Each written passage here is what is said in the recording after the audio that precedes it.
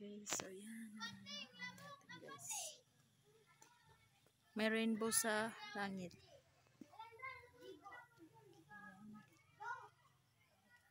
Ito yung garden ng grade 5 pupils ko guys. So ngayon busy sa gardening kasi gardening time na. Kami na lang yung natira guys. Uwi na rin maya. Ayan. May bunga na yung okra. So yan. And then meron tayong beans. Ayan guys. Ayan, nagtatanim na naman sila ng panibago dyan sa dyan banda. Ayan. So busy. Tapos guys. Look. Palaki ng palaki yung rainbow. Oh, palaki ng palaki yung rainbow. Oh my God.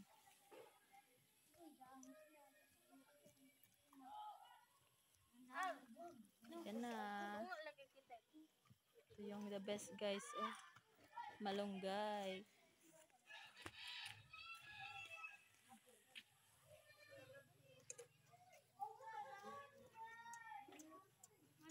So ito yung overall kita sa garden. So iba-iba yung mga nagtanim nito. Ayan. Ito yung area ng grade 5. Dito banda sa tangke. Yan na guys. So yan yung area nila sa grade 5. So masyado silang masipag kaya marami na rin silang mga tanim at na-harvest na rin yung iba. Doon naman, yan yung grade 5 yan guys. So sari-sari dahil by group sila na nagtrabaho. Tapos doon naman yung grade 4. Dito banda grade 4. Doon banda sa grade 6 yan. Diyan grade 6 meron niya mga okra at talong. So yan yung namin gulayan. So dito yung sa grade 5 ko guys. Gulayan sa grade 5. Okay.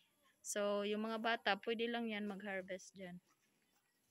Lalong-lalo yung mga malunggay guys. Halos kada hapon kumukuha yan sila para meron daw silang pag-ulam.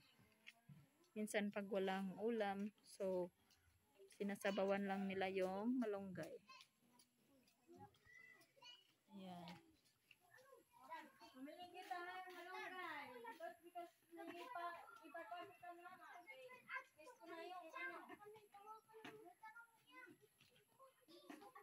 Okay, so yan na guys.